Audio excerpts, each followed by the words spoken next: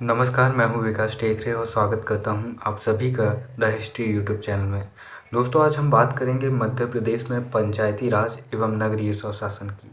मैं आपको पहले बता दूं कि जो मैं आज आपको समझाने का प्रयास करूँगा, ये बिल्कुल एक ऐसा टॉपिक है जो एमपीपीएससी के लिहाज से बहुत ज़्यादा मायने रखता है। यहाँ पर जो नोट्स है मैं आपको शेयर करने वाला हूँ निधि सिंह परिहार मैम की, जो कि एमपी वाला मैं टीचर हैं। तो मैं उनके नोट्स आपके सामने शेयर करने जा रहा हूं और आपको ये बताने की कोशिश करूंगा कि किस तरह से जो पंचायती राज एवं नगरीय स्वशासन व्यवस्था है वो आप समझ सकते हैं। दोस्तों, यहाँ पर बात आती है विकेंद्रीकरण और स्थानीय स्वशासन की। जब हम प्राचीन काल में इतिहास पढ़ते हैं तो हम पाते हैं कि जो राजा थे वो ज़्यादा से ज़्यादा केंद्रीकरण करने पर बल देते थे। जो भी बड़े राजा हुए, चाहे वो अकबर ही क्यों ना हो या फिर वो अशोक क्यों ना हो, ये चाहते थे कि ज़्यादा से ज़्यादा पावर उनके हाथ में रहे ताकि जो उनके राज्य में कोई बड़ा विद्रोह ना हो। लेकिन आज़ादी के बाद जो सरकारें हुई उनका काम था विकेंद्रीकरण करने का, यानी कि जो सेंट्रलाइजेशन राजाओं ने किया था, जो सेंट्रलाइजेशन ब्रिटिश हुकूमत ने किया था, उसे कमज़ोर किया जाए और अधिकार सभी के पास पहुंचाया जाए।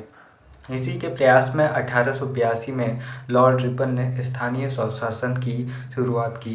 स्थानीय स्वशासन विकेंद्रीकरण का ही एक प्रयास था और इसका उद्देश्य था जो ग्राम पंचायतें हैं उनके पास भी उनके अधिकार हों। यहाँ पर भारत में स्थानीय स्वशासन की शुरुआत मूल रूप से चोल काल की देन है। जब आप चोल काल के प्रशासन की बात करेंगे तो आप पाएंगे कि चोलकालीन प्रशासन हूबहू वैसा ही है जैसे कि आज हमारी पंचायती राज व्यवस्था है। दोस्तों, लॉर्ड रिपन ने सर्वप्रथम 1882 में मद्रास में स्थानीय स्वशासन लागू किया, इसलिए इन्हें भारत में स्थानीय स्वशासन का जनक कहा जाता है। पंचायती राज व्यवस्था के आरंभ की बात करें तो यह 2 अक्टूबर 1959 को नागौर राजस्थान में लागू हो चुकी थी। इसके बाद अक्टूबर 1959 में आंध्र प्रदेश में लागू हुई।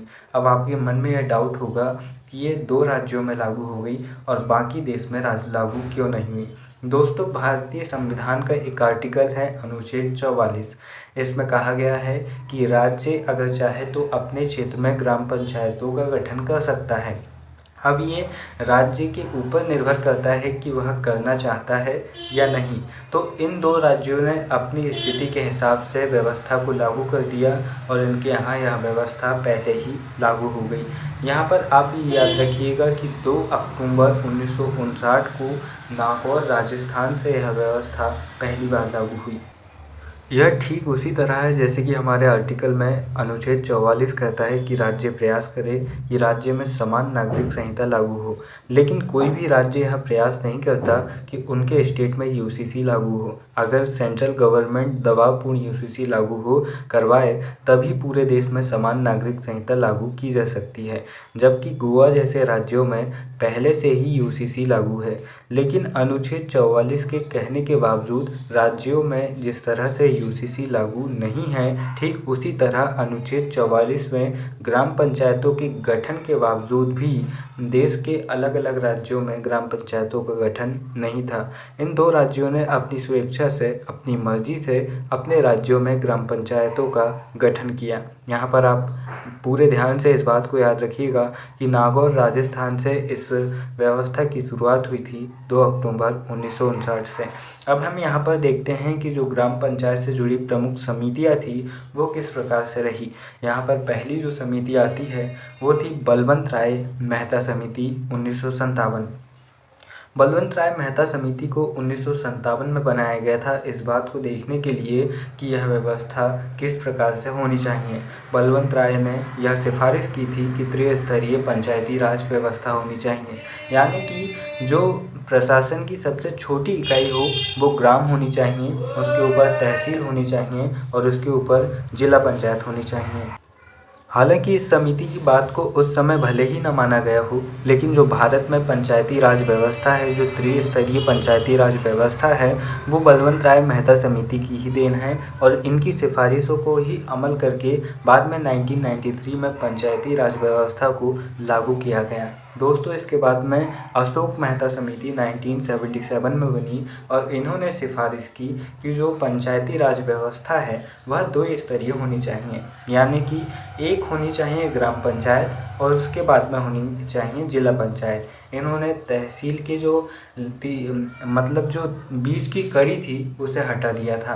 फिर इसके बाद में एक तीसरी समिति बनी, जीवी के राव समिति 1985। इस समिति की सिफारिश भी इन दोनों समितियों से मिली जुली थी, इसलिए इसका इम्पोर्टेंस उतना नहीं है। फिर भी आपको याद रहना चाहिए कि जीवी के राव समिति का जो संबंध है वो पंचायती राज व्यवस्था से है। फिर चौथी समिति बनी LN सिंघवी समिति 1986। इस समिति ने सिफारिश की कि पंचायती राज व्यवस्था को संवैधानिक दर्जा दिया जाना चाहिए। संवैधानिक दर्जा इसलिए इसने कहा क्योंकि इस व्यवस्था को पूरे पुख्ता रूप में लागू किया जा सके, और इस समिति की सिफारिशों को भी स्वीकार किया गया और संवैधानिक दर्जा दिया गया पंचायती राज व्यवस्था को, और उसे आखिरकार लागू किया गया। दोस्तों इसके बाद में 1992 का 73वां संशोधन अधिनियम लाया गया और इसके तहत 9वां भाग जोड़ा गया। अनुच्छेद 243 से 243 ओ जोड़े गए। 1992 में 73वां जो संविधान संशोधन अधिनियम आया वो इसलिए आया ताकि पंचायती राज व्यवस्था को संवैधानिक दर्जा प्रदान किया जा सके, और इसके तहत 9वां भाग जोड़ा गया जिसका संबंध पंचायती राज व्यवस्था से था। इस पंचायती राज व्यवस्था में कुछ अनुच्छेद रखे गए जिनमें 243 से 243 ओ तक जोड़े गए थे। 243 जहां से परिभाषा शुरू होती है और 243 ओ तक इसके अलग अलग स्तर चलते हैं। संविधान में 11 अनुसूची जोड़ी गई जिसमें पंचायतों को 29 कार्य सौंपे गए। यहाँ पर इस बात को ध्यान रखिएगा कि संविधान में 11 अनुसूची जोड़ी गई और इनके तहत पंचायतों के लिए 29 कार्य सौंपे गए। और यहाँ पर आखिरकार बलवंत राय मेहता समिति की बात को माना गया और पंचायती राज व्यवस्था को त्रिस्तरीय बनाया गया। महिलाओं के लिए 33% सीटें राज्यों के लिए छोड़ी गई। यहाँ पर महिलाएं जो थी उनके लिए 33% सीटें राज्यों के लिए छोड़ी गई। बिहार भारत का पहला राज्य था जिसने महिलाओं को सबसे पहले 50% आरक्षण दिया, जबकि मध्य प्रदेश महिलाओं को पंचायत स्तर पर 50% आरक्षण देने वाला दूसरा राज्य था। जबकि बात करें नगरीय चुनावों की तो नगरीय चुनावों में 50% महिला आरक्षण देने वाला मध्य प्रदेश भारत का पहला राज्य बना। तो यहाँ पर दोनों बात को याद रखिएगा, आपको दोनों बातों में कन्फ्यूज़न नहीं होनी चाहिए। जो बिहार था वह पंचायत राज व्यवस्था में महिलाओं को 50% आरक्षण देने वाला भारत का पहला राज्य और मध्य प्रदेश दूसरा राज्य था, जबकि नगरीय चुनावों में 50% आरक्षण देने वाला मध्य प्रदेश भारत का पहला राज्य था। जब आप बार बार इन्हें पढ़ेंगे तो आप समझ जाएंगे और आपको ये आसानी से याद हो जाएंगे। प्रत्येक 5 वर्ष पर राज्य वित्त आयोग का गठन करता है। प्रत्येक 5 वर्ष में राज्य वित्त आयोग का गठन राज्यपाल द्वारा किया जाता है। राज्य वित्त आयोग का गठन मंत्रिपरिषद नहीं करती। राज्य वित्त आयोग का गठन मुख्यमंत्री नहीं करते। राज्य वित्त आयोग का गठन कोई वित्त परिषद नहीं करती, कोई ग्राम पंचायत नहीं करती। राज्य वित्त आयोग का गठन राज्यपाल द्वारा होता है। यह प्रश्न पूछा जा चुका है, बहुत ही इम्पोर्टेंट है, क्योंकि यहाँ पर बहुत सारे लोग कन्फ्यूज़न में हो जाते हैं कि राज्य वित्त आयोग का गठन जरूर या तो राज्य सरकार ने की होगी या फिर किसी विभाग ने किया होगा, लेकिन यहाँ पर राज्य वित्त आयोग का गठन प्रत्येक 5 साल में राज्य के राज्यपाल द्वारा किया जाता है। 24 अप्रैल 1993 को पंचायती राज लागू हुआ और संवैधानिक दर्जा पंचायती व्यवस्था को दिया गया। 24 अप्रैल 1993 इसीलिए भी महत्वपूर्ण तिथि मानी जा सकती है क्योंकि 24 अप्रैल को प्रत्येक वर्ष पंचायती राज दिवस मनाया जाता है। यहाँ पर आपको 2 पॉइंट याद हो सकते हैं कि प्रत्येक वर्ष पंचायती राज दिवस कब मनाया जाता है, तो आंसर आएगा 24 अप्रैल। और 24 अप्रैल 1993 को ही पंचायती राज लागू हुआ और 24 अप्रैल 1993 को पंचायती राज के लागू होने के साथ ही इस व्यवस्था को पंचायती राज को संवैधानिक दर्जा मिला। अब हम यहाँ पर कुछ पंचायतों से संबंधित अनुच्छेद समझते हैं। उससे पहले मैं आपको बता दूं कि हम जिस एग्ज़ाम की तैयारी कर रहे हैं, हमें अपना माइंडसेट इस तरह से बना के चलना चाहिए कि हमें ये देखना चाहिए कि एमपीपीएससी कितने से कितना कठिन प्रश्न पूछ सकता है, हमारा लेवल वो होना चाहिए। हमें ये सोचकर नहीं चलना चाहिए कि एमपीपीएससी या फिर कोई एग्ज़ाम अपने इतिहास का सबसे सरल प्रश्न पत्र हमारे सामने लाकर रखने वाला है। अगर आप ऐसा सोचकर चलते हैं तो आप तैयारी में बहुत कच्चे हैं। आपको ये मानकर चलना चाहिए कि चाहे कितने से भी कितना कठिन प्रश्न पत्र क्यों ना आ जाए, मैं तैयार हूँ। यहाँ पर पंचायती राज व्यवस्था से हर साल 2 से 3 प्रश्न आते हैं और ये आपके लिए बहुत महत्वपूर्ण है, क्योंकि 1 नंबर से रैंक तय होती है कि आप मेंस के लिए क्वालिफाई कर रहे हैं या नहीं। दोस्तों, पंचायतों से संबंधित जो महत्वपूर्ण तथ्य थे वो बहुत आसान थे। जो कमीशन थे वो सिर्फ 4 ही थे। बलवंत राय मेहता समिति हो या फिर जो अलग अलग समितियां हुई जिनके बारे में हमने पढ़े, उन्हें आसानी से याद किया जा सकता है। लेकिन जो पीएससी है वो वहाँ से प्रश्न ना पूछकर आपसे पूछेगा इन अनुच्छेदों के बारे में। वो आपसे सिर्फ ये पूछ सकता है कि जो पंचायती राज व्यवस्था है वो किस समिति की सिफारिश में हुई, पंचायती राज व्यवस्था को संवैधानिक दर्जा किस समिति की सिफारिश में मिला, किस समिति ने द्विस्तरीय पंचायती राज की कल्पना की थी। उन्हें याद करना कोई बड़ी बात नहीं, बड़ी बात है इन आर्टिकल्स को याद करना। अगर हम इन्हें आसानी से याद कर लेते हैं तो समझ लीजिए पंचायती राज व्यवस्था से मिलने वाले 2 से 3 नंबर हमारे हुए। अब हम इन्हें आसानी से याद कर सकते हैं। जब हम इन्हें याद करेंगे तो हम इन्हें लिंक के ज़रिए याद करेंगे ताकि ये आपको ज़्यादा ध्यान में रह सकें। यहाँ पर जो आर्टिकल दिए गए हैं वो ए से लेकर ओ तक है। जो 243 है वो 243 परिभाषा की बात करता है कि पंचायती राज व्यवस्था की परिभाषा क्या होगी। 243 ए कहता है कि ग्राम सभा का गठन कैसे होगा ये आपको बताना है। 243 बी पंचायतों का गठन व संविधान की बात करता है। 243 सी पंचायतों की संरचना की बात करता है। 243 डी पंचायतों में आरक्षण की बात करता है। अब आप सोच रहे होंगे कि मैं ठीक इसी तरह पढ़कर यहाँ ख़त्म कर दूंगा, तो ऐसा नहीं है। मैं पूरी कोशिश करूँगा कि जब तक ये पूरा आपको याद ना हो तब तक मैं इस बात को दोहराते रहूँगा, क्योंकि मुझे खुद इसे याद करना है ताकि मैं खुद अपने एग्ज़ाम की तैयारी अच्छे से कर सकूँ। तो निश्चिंत रहिए, हम इसे पूरी तरह से याद करने के बाद ही छोड़ेंगे, वरना नहीं छोड़ने वाले। 243 ई पंचायतों का कार्यकाल, अविश्वास प्रस्ताव, विघटन के बाद चुनाव। पंचायतों में अविश्वास प्रस्ताव की जो व्यवस्था है वह वर्ष 1999 में आई थी। मध्य प्रदेश भारत के उन चुनिंदा राज्यों में से है जहां पर पंचायत स्तर पर राइट टू रिकॉल का ऑप्शन है, यानी कि अगर आप अपनी पंचायती व्यवस्था से सहमत नहीं हैं तो आप उसके खिलाफ चुनाव आयोग में जा सकते हैं और ऐसा होने पर चुनाव निरस्त हो जाएंगे और आपकी पंचायत में 6 महीने पहले अगर है आपकी शिकायत हो चुकी है तो वहाँ पर फिर से चुनाव होंगे।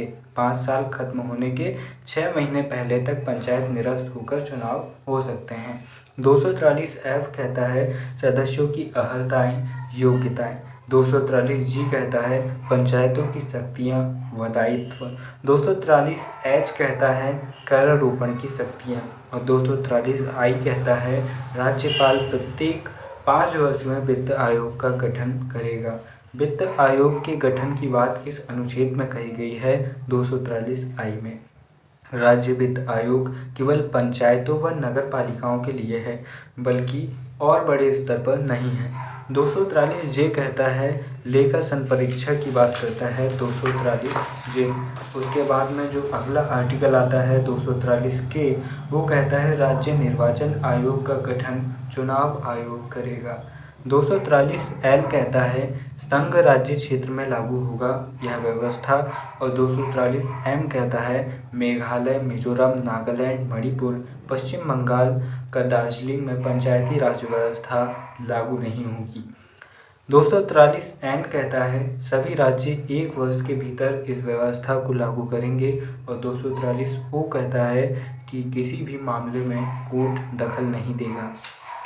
अब हम इसी बात को आसानी से याद करने की कोशिश करते हैं। हमने इसे सामान्य रूप में दोहराने की कोशिश की थी, अब हम इसे याद करते हैं। मान लीजिए आप एक घर बना रहे हैं। आप इधर साइड से भूल जाइए, क्योंकि इधर साइड में सब जगह 243 है और ABCD चल रही है। हमें ध्यान रखना है इस लाइन के सीरियल को। अगर ये सीरियल 1 से लेकर आखिरी तक आपको अच्छे से याद हो गया तो मान लीजिए आपको आर्टिकल भी याद हो गए। अब आप ये देखिए, मान लीजिए आप एक घर बना रहे हैं, आपने घर खड़ा किया यानी कि गठन किया।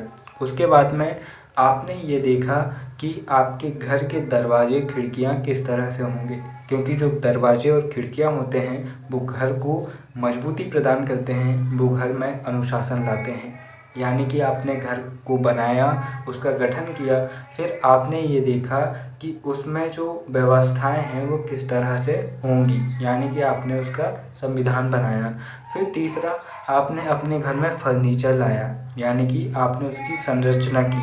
फिर आप जब आपके घर की ओपनिंग होने वाली रही तो उससे पहले ही आपने ये डिसाइड कर लिया कि कौन सा रूम किसका रहेगा, किस रूम में मम्मी पापा सोएंगे, किस रूम में मैं और मेरी वाइफ सोएगी और किस रूम में हमारे होने वाले बच्चे रहेंगे। तो यानी कि आपने अपने घर में रूमों का रिजर्वेशन भी कर लिया। जब आपने रूमों का रिजर्वेशन कर लिया, जब आपका घर की और जब आपके घर का उद्घाटन होने लगा और आपने पार्टी दी और आपके रिश्तेदार आए, तो बहुत सारे लोग होते हैं जो आपसे जलते हैं, यानी कि वो ये सोचने लगते हैं कि ये इतनी जल्दी आगे कैसे बढ़ गया। तो वो सोचेंगे, वो आपसे बार बार ऐसे क्वेश्चन करेंगे जो आपके मन को खटकेंगे। वो कहेंगे भाई ये घर कितने साल तक टिकेगा, यानी कि इसका कार्यकाल क्या है। वो बोलेंगे भैया हमें ये घर पसंद नहीं आया बिल्कुल भी। अगर वो कमरा थोड़ा सा आगे होता, उस कमरे को तोड़ के तुम अगर थोड़ा और अच्छा बनाते तो तुम्हारा घर और शानदार लगता। यानी कि वो आपके घर की लाइफ लाइन के बारे में बात करेंगे, कार्यकाल के बारे में बात करेंगे। वो आपके घर को नापसंद करेंगे, अविश्वास करेंगे आपके घर के बारे में। और फिर वो इस बात में भी कहेंगे कि आपके घर का एक हिस्सा तोड़कर अगर उनकी इच्छा से बनाया जाता तो आपका घर बहुत ज़्यादा सुंदर लगता, और इस तरह की सुंदर लगता। तो अब इसी बात को हम इस बात के साथ मिलाकर देखते हैं। हमारा घर जो बना, यानी कि ग्राम सभा का गठन हुआ, फिर हमारे घर की जो व्यवस्थाएं बनी वो पंचायतों का संविधान और गठन कहलाई। फिर हमारे घर में जो फर्नीचर आया वो उसकी संरचना थी, यानी कि पंचायतों की संरचना थी। फिर हमने जो रूमों का रिजर्वेशन किया, यानी कि पंचायतों में आरक्षण किया। फिर हमारे जो रिश्तेदार खटकने वाले लोग हैं, उन्होंने कहा कि ये घर लंबा नहीं टिकेगा, यानी कि उन्होंने कार्यकाल की बात की। फिर उन्होंने घर को पसंद नहीं किया, यानी कि उन्होंने अविश्वास दिखाया। और फिर उन्होंने ये भी बताया कि इस घर के इस हिस्से को तोड़ने के बाद तुम कैसे अच्छे से उसे बना सकते हो, यानी कि विघटन के बाद में पुनः चुनाव की बात उन्होंने कर दी। ये लाइन आपको याद रखनी पड़ेगी कि पंचायतों में अविश्वास प्रस्ताव की व्यवस्था 1999 में आई थी।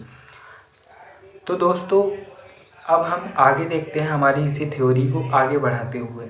अब हम जब हमारे घर को बनाते हैं तो हम कुछ शर्तें भी रखते हैं, जैसे कि हर परिवार में जो मुखिया होते हैं, पेरेंट्स होते हैं, वो कुछ ना कुछ शर्तें रख देते हैं। जैसे कि आप इस घर में शराब पीकर नहीं आ सकते, कुछ नॉनवेज खाने वाले लोग रहते हैं, यानी कि तो वो कहते हैं कि हमारे घर में नॉनवेज नहीं आना चाहिए। जो शाकाहारी लोग होते हैं तो वो घर में रहने वाले लोगों के लिए, आने वाले मेहमानों के लिए अर्हताएँ यानी कि योग्यताएँ डिसाइड करते हैं। फिर उसके बाद में सीधी सी बात आती है कि जो शक्ति किसके पास में रहेगी, वो पापा के पास में रहेगी या मम्मी के पास में रहेगी। घर का मेंटेनेंस कौन देखेगा, संभालेगा कौन। तो यहाँ पर शक्तियाँ और दायित्व की जिम्मेदारी की बात में आ जाती है जब आप एक नए घर में शिफ्ट होते हैं तो। फिर उसके बाद में बिजली की बिल या फिर घर से संबंधित नई नई समस्याओं को भी देखना पड़ता है। तो जो कर या जो टैक्स होते हैं उसकी शक्तियाँ भी आपके हाथ में होती है, वो भी आपको देखनी होती है।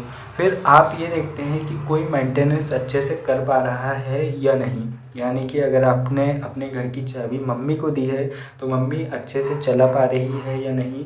नहीं तो आप उस चाबी को लेकर अपने हाथ में ले सकते हैं या फिर अपनी पत्नी के हाथ में दे सकते हैं। यानी घर को चलाने के लिए जो व्यवस्था है उसे आप बदल सकते हैं जब आपकी परिस्थिति बने। फिर उसके बाद में आपका जो खर्चा होगा वो आप चाहेंगे कि आपको पता चले कि हर महीने कितना खर्चा हुआ, तो आप बोलेंगे कि आप एक डायरी बनाइए और उसे लिख के रखिए कि कितना खर्चा हुआ।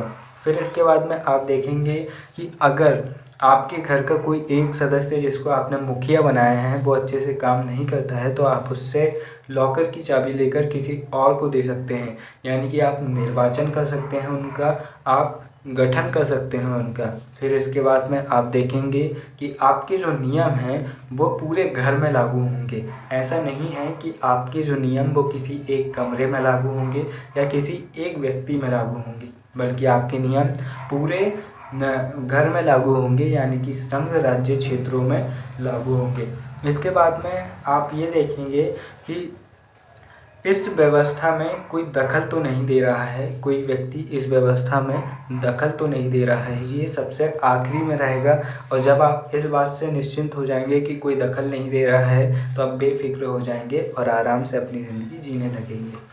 दोस्तों, इस थ्योरी को अब हम इन आर्टिकल्स के साथ में बैठाने की कोशिश करते हैं और याद करने की कोशिश करते हैं हमारे इस महत्वपूर्ण आर्टिकल्स को। यानी कि हमारा घर बना, हमारे घर का गठन हुआ, यानी ग्राम सभा का गठन हुआ 243A के तहत। फिर हमारे घर में दरवाजे लगे, खिड़कियां लगी, वो इसलिए लगी क्योंकि हमारे घर को सुरक्षा प्रदान हो सके, हमारे घर में मजबूती आ सके, संविधान यानी कि नियम बन सके, अनुशासन आ सके। तो पंचायतों का गठन व संविधान 243B के तहत। अब हमारा घर का गठन हो गया, संविधान बन गया। फिर हम ये देखेंगे कि घर में फर्नीचर लाना है, संरचना बनानी है, तो 243C के तहत। फिर हमें ये देखना है कि कौन किस रूम में रहेगा, हम उसके लिए रिजर्वेशन करेंगे, रिजर्व करेंगे उस रूम को उसके लिए, यानी पंचायतों में आरक्षण 243D के तहत। फिर हम ये देखेंगे कि जो हमारे जो रिश्तेदार हैं, जो चिप्पूस से रिश्तेदार हैं, वो कमियां निकालेंगे, वो बोलेंगे कि इस घर की उम्र ज़्यादा लंबी नहीं है, तो हम उन्हें बताएंगे कि कार्यकाल कितना हो सकता है, पंचायतों का कार्यकाल। फिर वो हमारे घर के सपने से कुछ अविश्वास दिखाएंगे कि हमें पसंद नहीं आया, तो अविश्वास प्रस्ताव की वो बात करेंगे। फिर विघटन के बाद चुनाव, यानी कि वो बोलेंगे कि इस कमरे को तोड़कर आप इसे और इस तरह से बना सकते थे, यानी कि विघटन के बाद वो ये भी बताएंगे कि उसका चुनाव किस तरह से किया जा सकता है, 243E। पंचायतों में अविश्वास की व्यवस्था 1999 में आई थी। इसे आप और अच्छे से याद कर सकते हैं कि आपको पंचायती व्यवस्था में आपको विश्वास है, नो नो नो, 3 बार नो, नो नो नो, यानी कि नहीं है भैया। तो अगर नहीं है तो आपके लिए व्यवस्था की जाएगी कि नई व्यवस्था किस प्रकार से बने। अविश्वास की व्यवस्था 1999 में आई थी। फिर हमने ये देखा कि कौन सा सदस्य घर में रहने के लायक है या नहीं, तो यानी कि यहाँ पर अर्हताएँ या योग्यताएं की बात हुई 243F के तहत। फिर हम ये देखेंगे कि आपके परिवार में शक्तियाँ किसके पास में हैं और दायित्व किसके पास में है, यानी कि पंचायतों की शक्तियाँ व दायित्व 243G के तहत। फिर हम ये देखेंगे कि जो टैक्स है वो टैक्स कौन पटाएगा, और टैक्स पटाने के लिए या फिर जो बिजली का बिल है वो कौन भरेगा। ये सबसे बड़ी समस्या आती है हर घर में, जैसे कि मेरे घर में मैं भरता हूँ। तो यहाँ पर हम ये देखेंगे कि जो कर आरोपण की शक्तियाँ है, बिजली का बिल भरने की शक्ति है, वो किसके पास में है। तो यहाँ पर पंचायतों में 243H के तहत कर आरोपण की शक्तियाँ दी गई है। फिर हम ये देखेंगे कि अगर जो मेंटेनेंस जिसके हाथ में हमने दिया है वो सही से काम कर पा रहे हैं या नहीं, हम ये अनुमान लगाएंगे कि मम्मी सही से घर चला पा रही हैं या नहीं। यानी कि राज्यपाल प्रत्येक 5 साल में वित्त आयोग का गठन करेगा। इसे हम और अच्छे से समझ सकते हैं कि हर महीने की 30 तारीख को घर चलाने के लिए आप पैसे लाकर अपनी मम्मी के हाथ में या अपनी वाइफ के हाथ में देंगे। 243I के तहत राज्यपाल प्रत्येक 5 साल में वित्त आयोग को बनाएगा। फिर हम देखेंगे राज्य वित्त आयोग केवल पंचायतों व नगर पालिकाओं के लिए है। इस बात को याद रखिएगा कि जो राज्य वित्त आयोग है वो केवल पंचायतों और नगर पालिकाओं के लिए है, यानी कि नगर पंचायत और नगरीय निकायों के लिए है वित्त आयोग और उसके ऊपर के लिए नहीं है। फिर हम ये देखेंगे कि परिवार में जितना भी खर्चा हो रहा है, हमारी मम्मी या फिर जिसके हाथ में भी घर की चाबी है वो पूरा लिख कर रखे कि इतने पैसे यहाँ खर्च हुए, इतने पैसे वहाँ खर्च हुए, ताकि हमें पूरा निष्पक्ष रूप से हिसाब का पता चल सके और हम अनुमान लगा सके कि हमारे घर में कितने पैसे खर्च होते हैं। यही बात पंचायतों पर लागू करें तो लेखाओं की संपरीक्षा यानी कि कितने पैसे खर्च हुए, कहाँ खर्च हुए, इस बात की बात करने का जिक्र होता है 243 जे में। 243 जे इस बात को कहता है। फिर इसके बाद में हम देखेंगे कि अगर जिसके हाथ में हमने मेंटेनेंस दिया है वो अच्छे से नहीं कर पा रहे हैं तो हम चाहें तो हम उन्हें बदल सकते हैं और दूसरे व्यक्ति को घर की चाबी दे सकते हैं। यानी कि राज्य निर्वाचन आयोग का गठन नगरीय चुनाव का गठन 243 के तहत होता है। इस आर्टिकल को याद कर ही लीजिए क्योंकि ये बहुत इंपॉर्टेंट है। 243 के राज्य निर्वाचन आयोग के गठन की बात करता है, नगरीय चुनावों के लिए राज्य निर्वाचन आयोग के गठन की बात करता है, नगरीय चुनावों का गठन के लिए ये बात करता है। फिर हम देखेंगे कि हमारे जो नियम हैं वो पूरे घर में लागू होंगे। इसी तरह 243L संघ राज्य क्षेत्र में लागू होगा। फिर हम ये सोचेंगे कि हमारे घर में हमारे नियम पूरे लागू होंगे, लेकिन हमारे नियम जो है वो कहाँ लागू नहीं होंगे। अब जैसे कि मैं अपने घर में नियम बना रहा हूँ तो मेरे जो नियम है वो मेरे पापा पे लागू नहीं होंगे, मेरे दादा पे लागू नहीं होंगे, क्योंकि वो मुझसे बड़े हैं, मैं उन्हें हुक्म नहीं दे सकता। इसी तरह से जो पंचायती राज व्यवस्था है वो कहाँ लागू नहीं होगी। तो 243M बताता है कि भैया कहाँ लागू नहीं होंगे, कहाँ पर ये लागू होना मना है। M से आप ये कर सकते हैं कि कहाँ लागू होना मना है ना।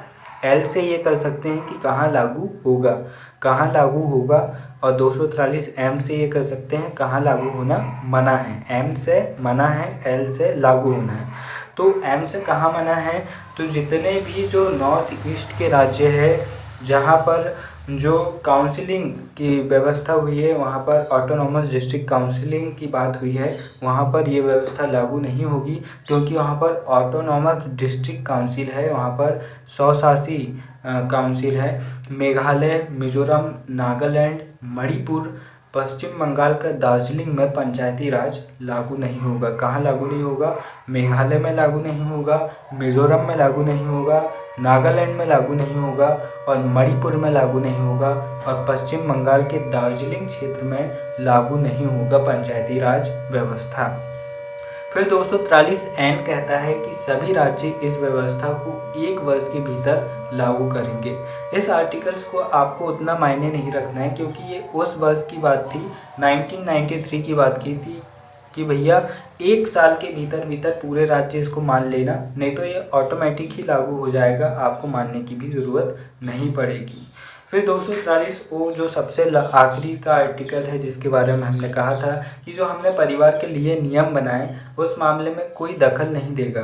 यानी कि अगर एक सुप्रीम व्यक्ति ने नियम बना दिया है तो कोई उसके खिलाफ दखल कैसे दे सकता है। तो 243O कहता है, ओ बेटे यहाँ दखल देने का नहीं है। क्या कहता है, ओ बेटे यहाँ दखल देने का नहीं है और दूर से ही रहना। तो हमने ये आर्टिकल याद करने की कोशिश की है। एक बार और संतुष्टि के लिए हम इन्हें याद कर लेते हैं। परिवार, घर बना हमारा 243 के तहत, घर का हमारा गठन हुआ, घर बना हमारा 243A के तहत। हमारे घर में दरवाजे खिड़कियां लगे 243M यानी पंचायतों का गठन संविधान। फिर हमने फर्नीचर लगाए घर को अच्छा दिखाने के लिए, यानी कि संरचना बनाई 243C के तहत। फिर हमने रूमों का रिजर्व किया कि कौन सा मम्मी का है, कौन सा अम्मी का है, कौन सा हमारी बीबी का है। 243D के तहत हमने आरक्षण की बात कर दी, और आरक्षण में याद रखिएगा कि बिहार ऐसा पहला राज्य था जहां पर नगर पंचायतों में आरक्षण उसने 50% महिलाओं को दिया, और मध्य प्रदेश दूसरा राज्य था। जबकि नगरीय निकायों में 50% महिला आरक्षण देने वाला मध्य प्रदेश का पहला राज्य भारत का पहला राज्य मध्य प्रदेश है। फिर हमने ये देखा कि जब हमने घर का उद्घाटन किया तो कुछ चिटपुट से हमारे रिश्तेदार आए जो हमें नीचा दिखाना चाहते थे। उन्होंने बोले, भाई ये घर कितने टाइम चलेगा, तुमने इस तरह से बना लिए हो, हमें तुम्हारे घर में बिल्कुल भी पसंद नहीं आया। अगर तुम इस रूम को तोड़कर थोड़ा और अच्छा मॉडिफाई कर लो तो बहुत अच्छा लगेगा। यानी कि कार्यकाल की बात हो गई, अविश्वास भी दिखा दिए, और विघटन के बाद चुनाव की भी बात हो गई 243E। फिर इसके बाद में हम देखते हैं जो पंचायतों में अविश्वास की व्यवस्था थी, तो फिर पूछा गया कि भैया आपको पंचायतों में विश्वास है, तो उन्होंने कहा no no no no no no no no कहा उन्होंने, यानी कि 199 यानी कि 1999 में अविश्वास प्रस्ताव की व्यवस्था की गई, यानी कि पंचायतों में अविश्वास प्रस्ताव लाया जा सकता है। फिर हमने ये देखे कि परिवार में रहने के लिए सदस्यों की योग्यताएं क्या होनी चाहिए। ये नहीं कि आप महीने भर शराब पीकर घर में पड़े रहें और आपको कोई कुछ ना बोले। आपके पास एक योग्यता होनी चाहिए, आपके अंदर जिम्मेदारियों का एहसास होना चाहिए, यानी कि सदस्यों की अहर्ताएँ और योग्यताएँ 243F के तहत। फिर आपने ये देखा कि आपके घर में किसका कौन सा दायित्व है और वो सही से निभा रहा है या नहीं। 243G के तहत पंचायतों की शक्तियाँ व दायित्व। फिर आपने ये देखा कि बिजली का बिल कौन भरेगा भैया, तो बिजली का बिल भरेगा हम। बिजली का बिल कौन भरेगा, बिजली का बिल हम भरेंगे। 243H के तहत करारोपण की शक्तियाँ। फिर हमने ये देखे कि हर महीने की 30 तारीख को मम्मी चिंता मत करो, हम पूरी सैलरी आपको दे देंगे और घर आपको चलाना है, यानी कि प्रत्येक 5 साल में 243I के तहत राज्यपाल वित्त आयोग का गठन करेगा, यानी कि इनकम देगा राज्यपाल। इसको और अच्छे से याद कर सकते हैं, आय से इनकम आएगा। 243 के तहत इनकम देगा राज्यपाल वित्त आयोग बनाकर पंचायतों को। राज्य वित्त आयोग केवल पंचायतों और नगर निकायों के लिए बनता है, इस बात को आप याद रखिएगा। फिर 243J के तहत हम ये देखेंगे कि हमारे परिवार में जो है वो हर चीज़ का लेखा जोखा रहे, ताकि हमें हिसाब किताब मिलता रहे। इसी तरह पंचायतों का लेखा जोखा की बात होती है 243J के तहत। फिर हम ये देखेंगे कि जो जिम्मेदारी हमने जिसे सौंपी है वो सही से निभा रहा है या नहीं, वरना हम परिवार के दूसरे सदस्य का निर्वाचन करेंगे और उसे जिम्मेदारी दे देंगे। यानी कि 243K के तहत राज्य निर्वाचन आयोग का गठन, नगरीय चुनाव का गठन।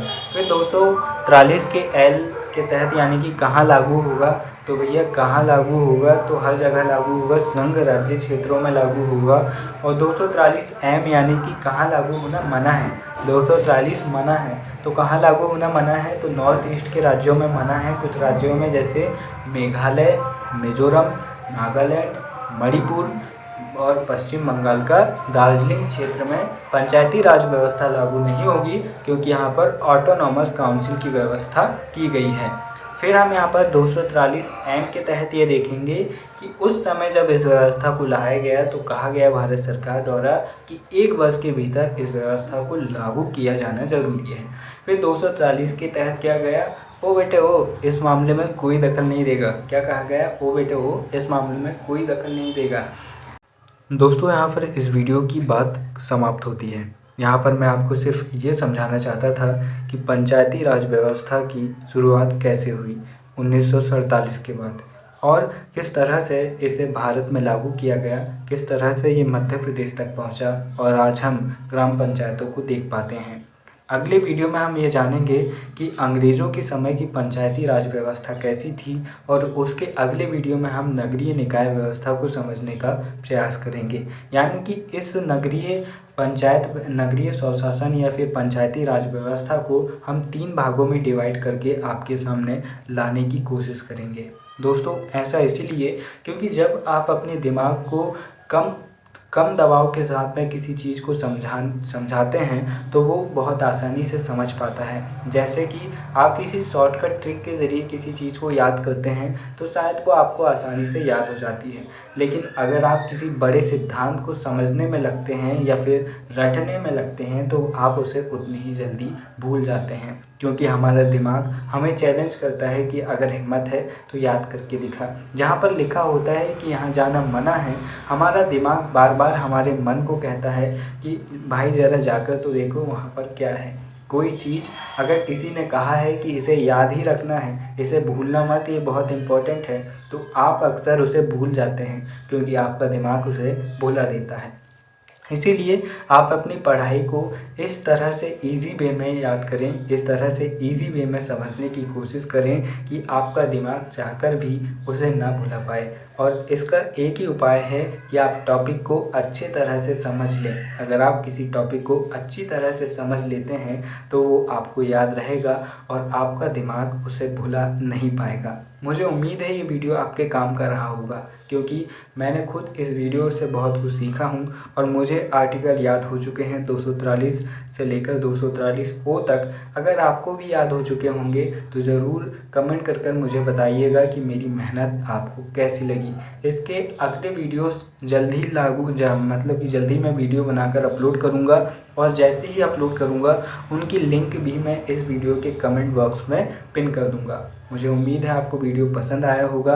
दोस्तों, वीडियो देखने के लिए नमस्कार और वीडियो के अंत में बस इतना ही कहना चाहूँगा, अगर आप ठान लें तो कुछ भी दूर नहीं।